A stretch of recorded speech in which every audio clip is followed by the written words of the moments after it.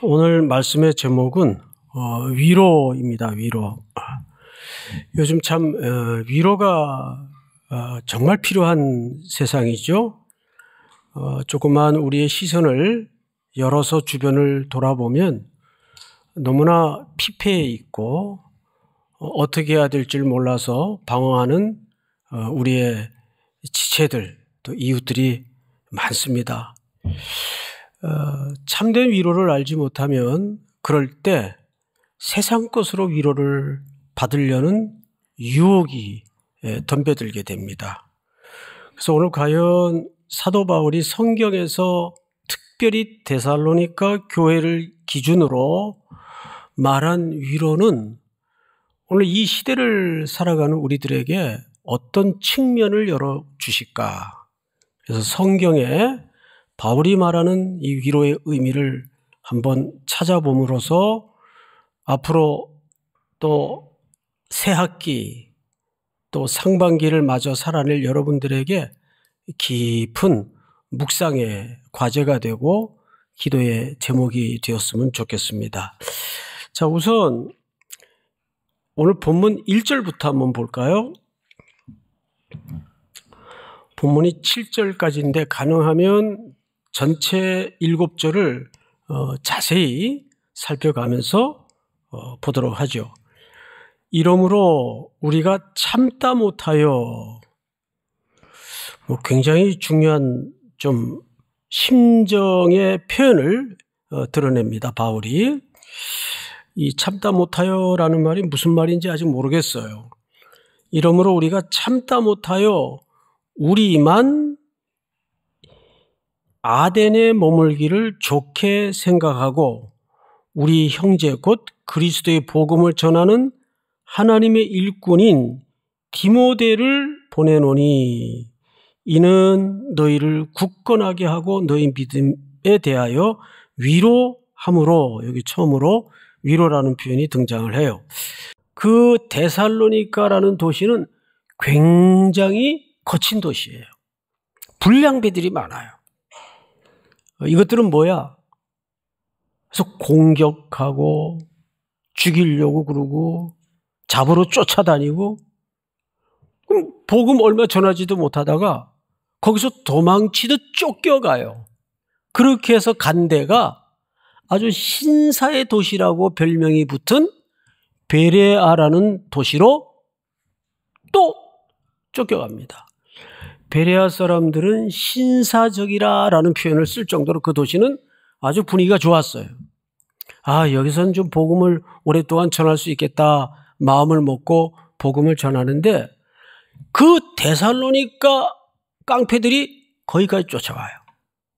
일로 도망갔다며 패거리들이 와가지고 복음 전하는 걸 방해해요.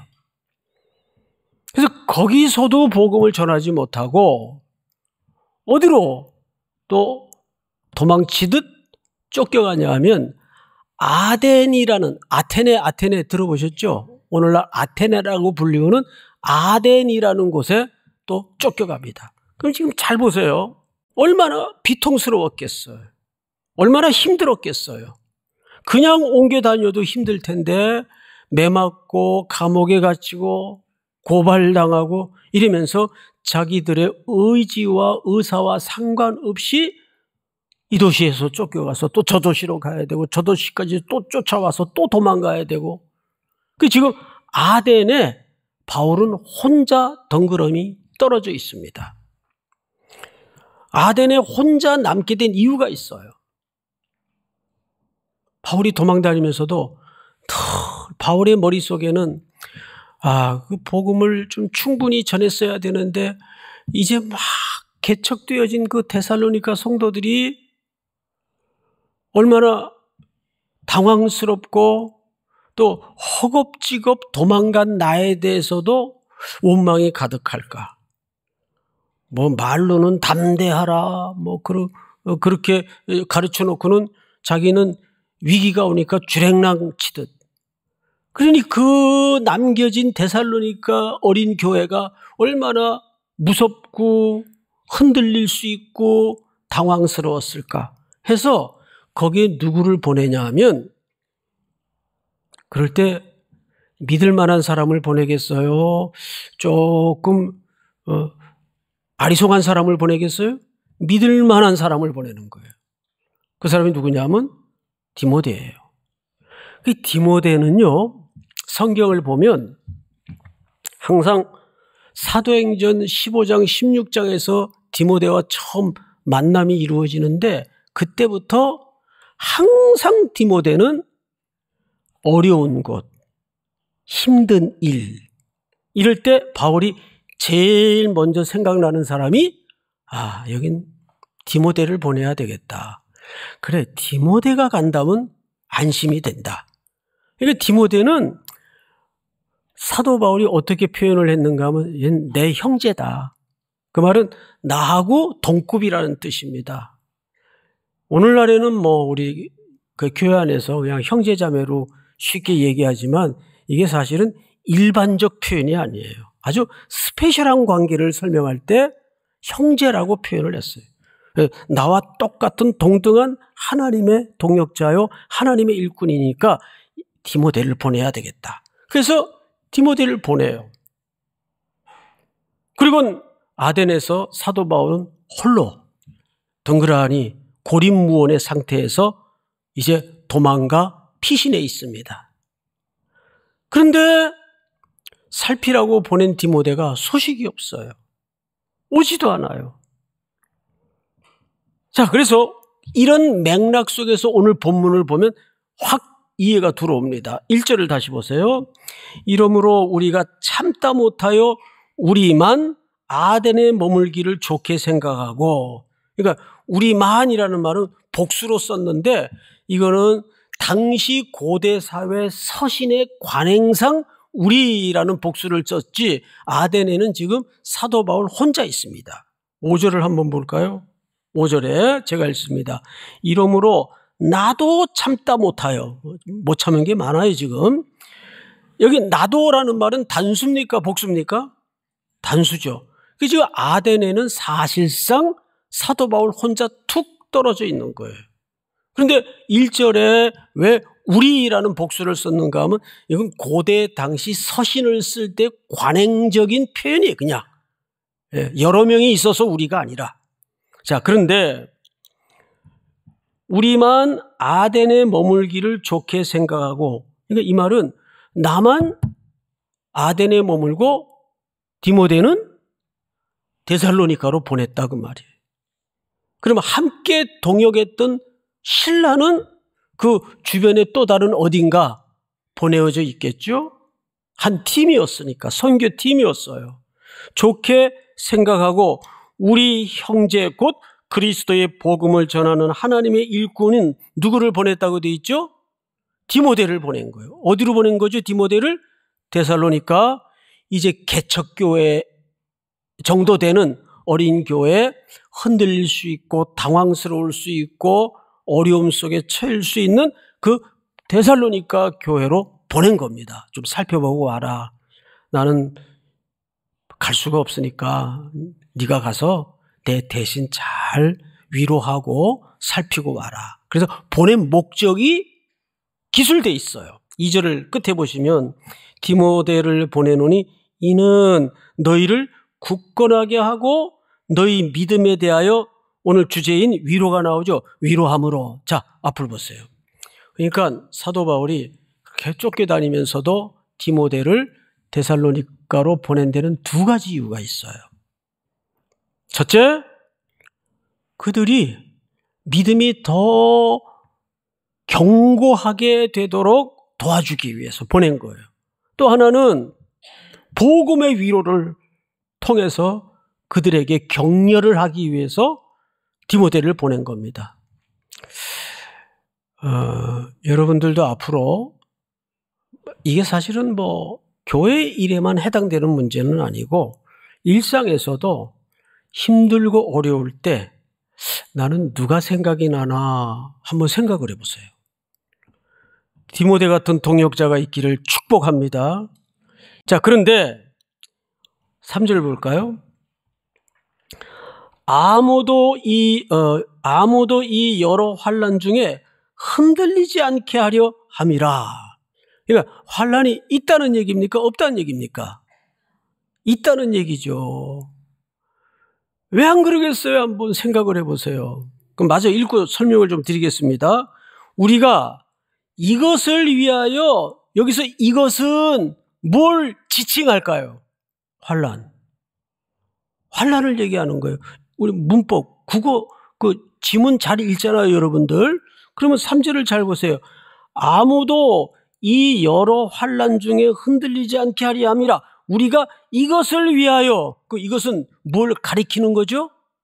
환란을 가리키는 거예요. 이것을 위하여 뭘 받은 줄을, 세움 받은 줄을 너희가 친히 알리라. 여러분, 결국 우리는 이 환란이라는 것이 피할 수 없는 숙명이라는 것을 여기에 설명하는 거예요. 그리고 사도 바울과 그 일꾼들은 그 환란을 위해서 세움을 입은, 수동태로 되어 있죠. 세움을 입은 존재라는 거죠. 성경을 한번 보십시다. 몇 절을 보시냐 하면 4절. 여러분 한번 같이 읽어볼까요? 시작. 우리가 너희와 함께 있을 때에 장차 받을 환난을 너희에게 미리 말하였는데 과연 그렇게 된 것을 너희가 아느니라. 이게 무슨 얘기냐 하면 사도 바울이 그것을 미리 말했어요, 안 했어요? 앞으로 이 복음을 여러분 순종하게 되면, 예수를 따르게 되면 이런 환난이 필연적으로 따를 것입니다. 이미 가르쳤단 말이에요. 그런데 정말 그렇게 되지 않았느냐? 그러니까 우리가 우리라고까지 얘기할 것 없이 한국 교회에서 빨리 솎아내고 걷어내야 될 게 뭐냐면 샤머니즘과 우상숭배와 무속신앙입니다. 말은 기독교의 색채를 표현하고 십자가를 얘기하고 예수를 들먹거리는데 그 내면을 들여다보면 결국은 그 기독교 용어를 잔뜩 화려하게 씌워서 자기의 욕망을 분출하는 그것에 불과한 기독교의 내용이 얼마나 많아요. 정말 기독교는 예수예요. 예수가 걸으셨던 길이 어떤 길인지를 여러분들이 배우지 않습니까? 다른 이들을 구원하기 위해서 내 목숨을 내어놓는 그 십자가의 예수님의 삶의 방식 속에서부터 우리의 삶이 출발하지 않으면 우린 가짜예요. 한때는 한국교회도 그렇게 외쳤었어요. 예수 믿으면 부자 되고, 예수 믿으면 다 잘 되고, 예수 믿으면 세상에서 우두머리가 되고 으뜸이 되고. 여러분, 이것은 복음이 약속하거나 복음이 가르친 게 아니에요. 이런 이야기, 이런 복음을 얘기하면 별로 이렇게 듣고 싶어 하질 않아요. 인기가 없어요. 그런데 성경은 십자가를 어떻게 소개합니까? 우리 달고 다녀야 될 장식품처럼 소개합니까? 복음과 함께 고난을 받으라고 얘기합니다. 바울이 그걸 미리 가르쳤어요. 자, 5절을 보십시다.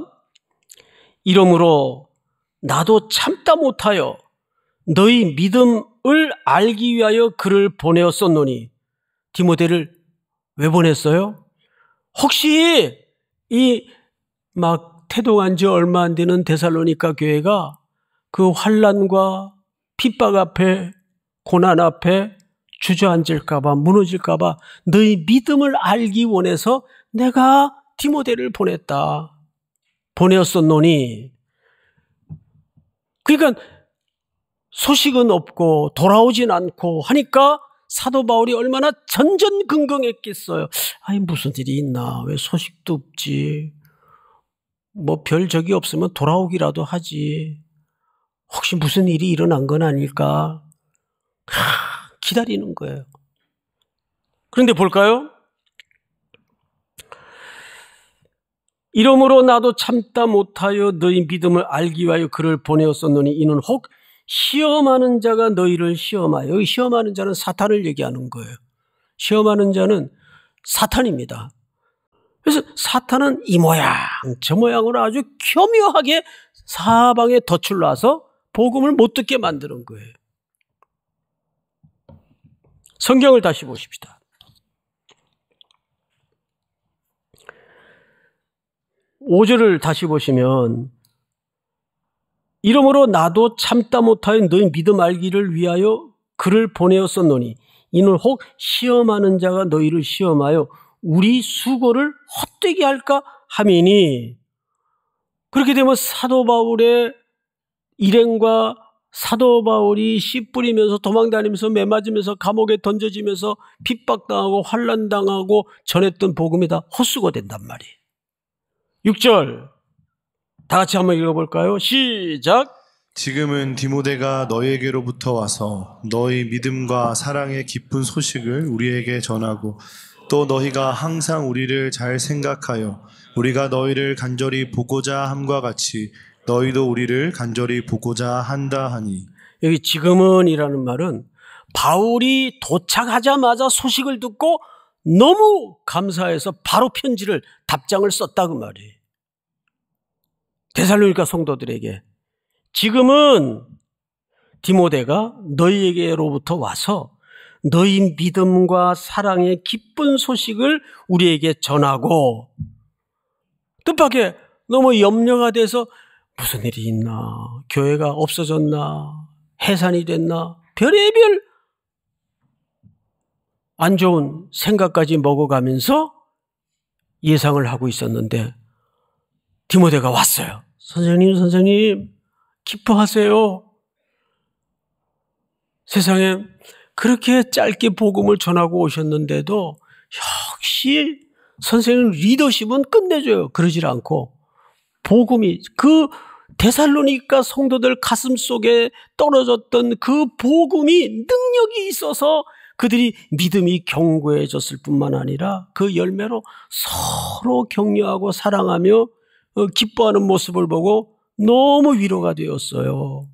근데 이것도 눈물이 날 만큼 기쁜 소식인데 또 하나 기쁜 소식이 여기 얹어져 있어요. 두 번째 소식이 뭐냐 하면 6절 하반절을 보면 이렇게 돼 있어요. 또 그 다음부터는 또 너희가 항상 우리를 잘 생각하여 우리가 너희를 간절히 보고자 함과 같이 너희도 우리를 간절히 보고자 한다 하니, 이 무슨 얘기냐면 말이 좀 그 번역이 어색하게 돼 있긴 한데 이런 얘기입니다. 사도 바울이 이들을 얼마나 보고 싶었으면 자기의 신복 같은 형제 디모데를 그 사람들에게 보냈단 말이에요. 보고 싶어서 보낸 거예요. 그 보고 싶은 마음이 사실 아무것도 아닌 것 같은데 굉장히 중요한 거예요. 여러분 한 주간 예배 드리고 가서 헤어지면 흩어지면 여러분 형제자매 서로 보고 싶어 하세요? 보고 싶어 해야 돼요. 보고 싶어. 보고 싶은 얼굴, 그런 노래도 있잖아요. 얼굴을 떠올리고 그 형제 뭐하고 지낼까? 큐티는 오늘 했나? 이런 거 걱정하면서 보고 싶어. 근데 바울은 성도들을 그렇게 보고 싶어 했어요. 그런데 바울과 사도 일행들만 보고 싶은 게 아니라 놀랍게도 그 데살로니가 성도들도 사도와 일행들을 너무 보고 싶어 한다는 소식을 갖고 온 거예요. 여러분 사도 바울은 이 평판에 대해서 굉장히 관심이 많았어요. 성도들이 나를 오해하진 않을까? 서둘러 급히 어린 교회를 두고 떠난 나에게 대해서 원망은 갖고 있지 않을까? 뭐 사도가 그래. 말은 청산유수처럼 전해놓고는 위급한 일 생기니까 주랭랑치대? 혹시 그 오해는 하지 않을까? 그것은 자기 명예를 위해서가 아니고 자기가 전하고 가르쳤던 그 복음이 훼손될까 봐. 그 평판에 대해서 굉장히 신경을 썼어요. 그런데 디모데가 와서 이야기를 하는데 선생님 그분들이 정말 굳건히 서 있고 서로 기쁨이 충만하고 사랑이 충만한데 또 하나 기쁜 소식이 있어요. 뭐죠? 디모데 형제님, 선생님을 너무 보고 싶어 해요. 얼마나 기쁘겠어요. 그런 기쁜 소식이 사도 바울에게 전해온 거예요. 그래서 결론, 아주 중요한 얘기가 마저 남았어요. 이러므로 형제들아, 우리가 모든 궁핍과 환난 가운데에서 너희 믿음으로 말미암아 너희에게 뭘 받았다고 돼 있어요. 여기 모든 궁핍과 환난이라는 말은 먹을 게 없고 입을 게 없다, 그런 물리적인 궁핍과 환난이 아니라 정확하게 바울은 선교사로 살았지만 항상 그 험난했던 선교의 코스를 보시고 거기서 도시마다 겪었던 일들을 한번 상상을 해보세요. 얼마나 마음이 너덜너덜해졌겠어요. 전전긍긍하고 걱정이 되고 불안하고 오늘은 또 무슨 일이 닥치려나, 내가 오늘은 무사히 하루를 지날 수 있을까? 그 궁핍과 가난이라는 말은 그런 물리적인 가난을 얘기한, 막 마음이 그냥 너덜너덜, 우리 그런 표현 쓰죠. 아직은 나 건들지 마, 나 마음이 너덜너덜해. 얼마나 힘들면 그런 표현을 할까요? 그랬는데 그 디모데가 가지고 온 소식을 듣고 뭐가 됐다고요? 위로가 됐다고요. 그럼 잘 보세요.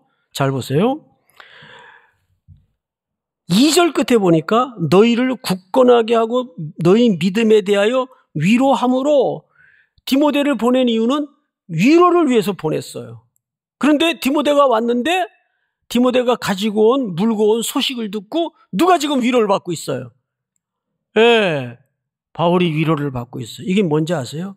위로의 의존성과 순환성을 얘기하는 겁니다. 위로는 예수 그리스도께서 나를 위하여 죽으심으로 나를 본질적으로 위로해 주셨어요.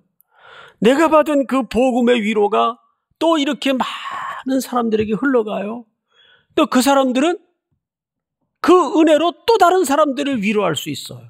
이거 위로는 이렇게 순환이 돼야 돼. 그래야 이 사회가 살만한 세상이 되는 거예요. 위로는 못 해줄 망정 서로 악성 댓글이나 달고 가짜 뉴스나 퍼뜨려가지고 인격살인을 하고 그걸 또 히덕거리고 좋다고 그 밑에 댓글을 달아서 조회수를 늘려주고 그러지 마세요. 악순환이 반복되어서는 안 되고 선순환이 이루어져야 돼요. 예수는 살리는 분이셨어요. 그러면 여러분들도 기본적인 마인드가 이 사회를 어떤 방식으로든 선순환을 통해서 살려내는 위로자가 돼야 됩니다. 믿습니까?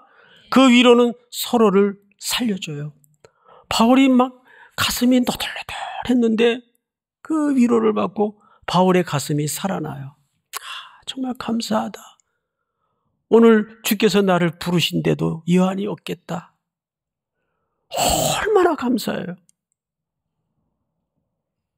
그런데 보이지 않는 곳에서 이 키보드 전사들이 그러지 마세요. 우리 그리스도인들은 위로를 선순환시키는 복을 누리시기를 바랍니다. 그것 때문에 한 사람이 살아나요. 한 사람이 소망을 갖게 돼요. 믿으십니까?